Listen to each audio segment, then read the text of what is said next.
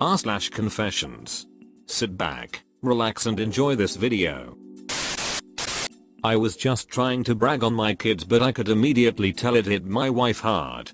I looked at her while still on the and said, "Come on babe, how beautiful are they?" with a big smile, hoping she would realize it wasn't a comment against her, but she just said they are beautiful sadly and walked off.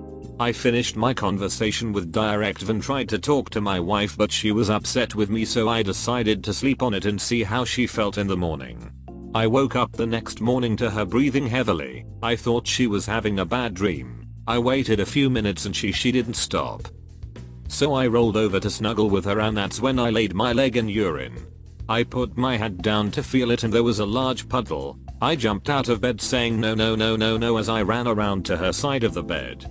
She was holding our 6-month-old daughter in her arms, so I grabbed my daughter out of her arms and put her in her crib 6 feet away. I turned back around to her just as she stopped breathing. I immediately called 911 and opened her eye. Her pupils were fully dilated. 911 instructed me to perform chest compressions and mouth to mouth. It took right at 17 minutes for the ambulance to get there and another 3 minutes before they took over. I remember they told me Jay did a great job because her O2 stats were at 95%. They tried to revive her for another 10 minutes before taking her to the ambulance. I looked over at my 2 oldest daughters in my oldest room looking at me next to the gurney on my way out, not knowing what was going on. The hospital spent 2 hours on her, coming in every 30 minutes saying it was time to stop, but I kept pointing at my kids and telling them they had to keep trying. After 2 hours they said she was gone and there was nothing they could do. When I came back home I remembered seeing her pill bottle on the floor at the foot of the bed. There were over 200 pills in it the day before and now it was empty. I knew what had happened and that it was my fault. Had I been more careful about how I worded that comment the night before, she would still be here. Words kill. You never know what someone is going through or what they are thinking. The slightest comment can push someone over the edge. I had to look my daughters in the eyes and tell them their mommy had gone to heaven. It took a long time for them to understand what that meant. A month later my 4-year-old daughter asked me if there were cell phones in heaven because she wanted to talk to mommy. Remember this next time to talk to someone going through depression. You never know what's going to be their final straw. I let pedophiles take advantage of me too. 2 years ago I discovered I was gay. I still can't describe the way it hit me, but it was anything but positive. My dad himself said he'd curb stomp me or any of my siblings if he found out we were gay. I wasn't sure how my mom would react, and it was just a huge change.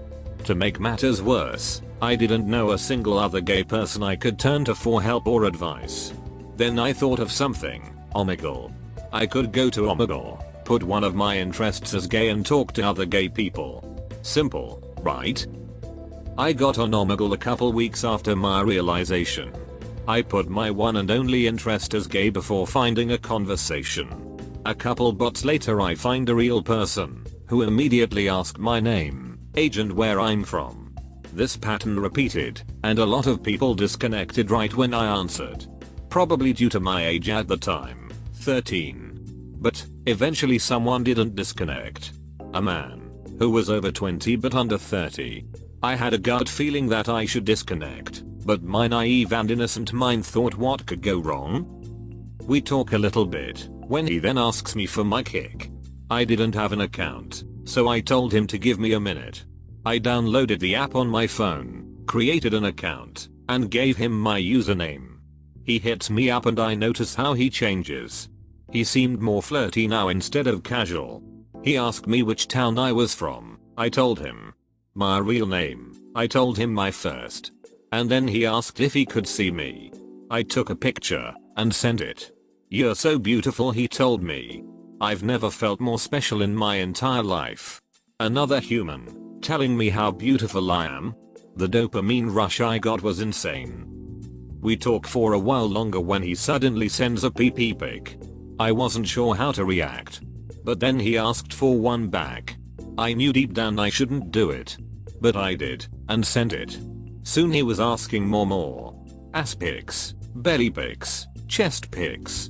And I sent everything he asked for. I let this freaking monster take advantage of me. After he got what he wanted, he stopped sending me messages. I was hurt, so I went back to Omegle.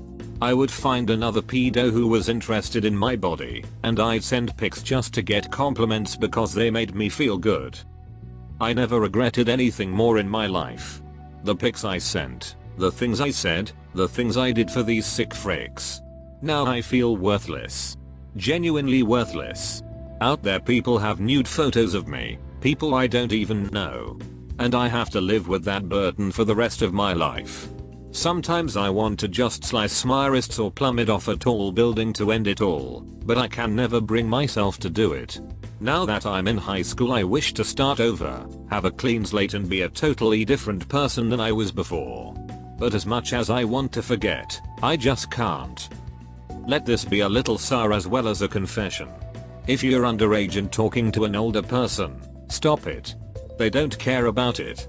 If you're an older person talking to someone underage, freaking stop it. See a therapist or off yourself.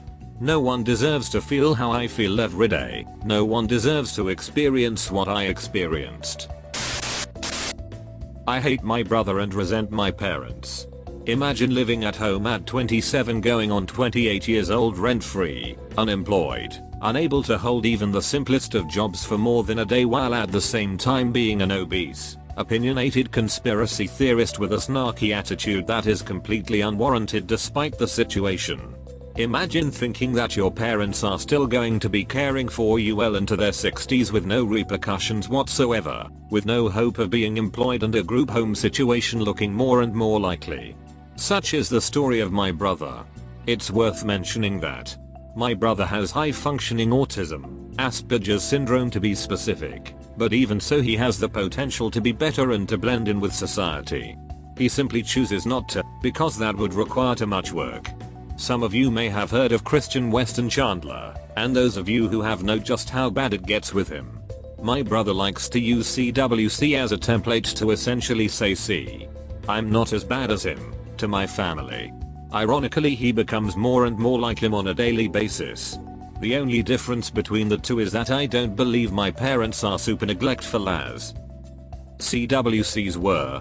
They do have their own issues that certainly contributed to my brother's situation, which I will touch on, but they aren't horrible people like Robert and Barbara Chandler were.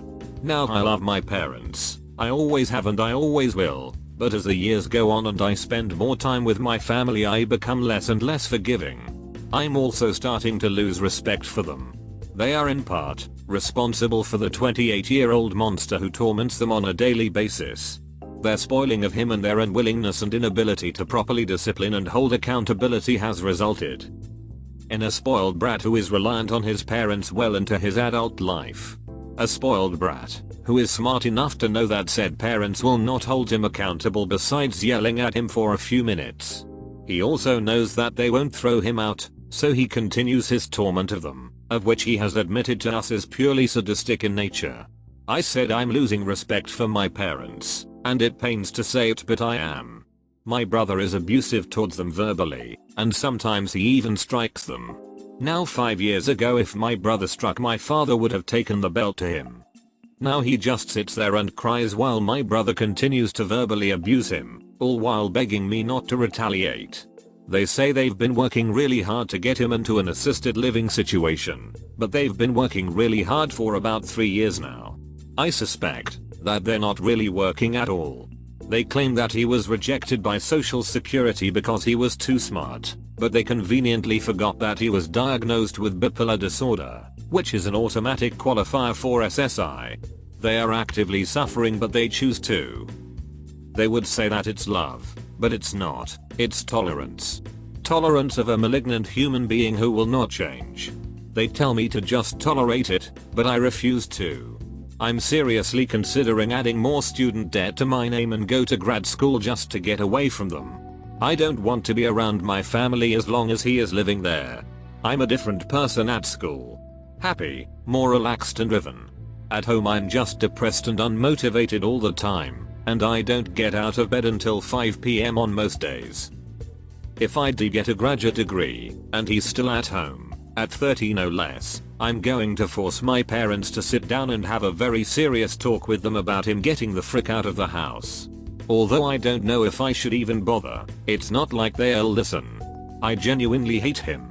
We are blood but not brothers. My friends at school have been more of a family to me than these idiots will ever be as far as I'm concerned. At least they care. Oh, you survived. Now sub. Please.